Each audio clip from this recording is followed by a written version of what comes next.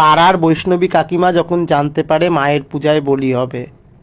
হ্যাঁ রে ছোকরা, কি শুনলাম তুই নাকি এইবার বাড়িতে পাঠা বলি দিবি? কি দরকার আছে সব দেবনের?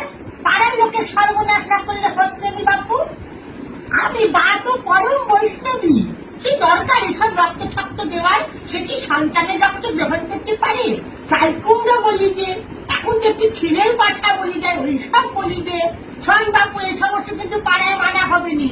আর তোরা আমার সন্তানের বয়সী, আমার ছেলের থেকেও তুই কত ছোট বাচ্চা ছেলে, আমার এই কদিন আগে হলি। তোরা সব বড় বড় মাতব্বর হয়ে গেছিস নাকি বাচ্চা পাঠা বলে দিচ্ছিস? এইসব কিন্তু করবি নি, মা পরম বৈষ্ণবী। তোর বাপ কাকে কোনদিন দেখলাম না বাড়িতে পাঠা বলে দিতে, এখন তোরা দেখছি বাড়িতে পাঠা বলে দিচ্ছিস। আমার আর কিছু দেখতে হবে বাপু, বলতো? কি সর্বনাশ, কি সর্বনাশ গোটা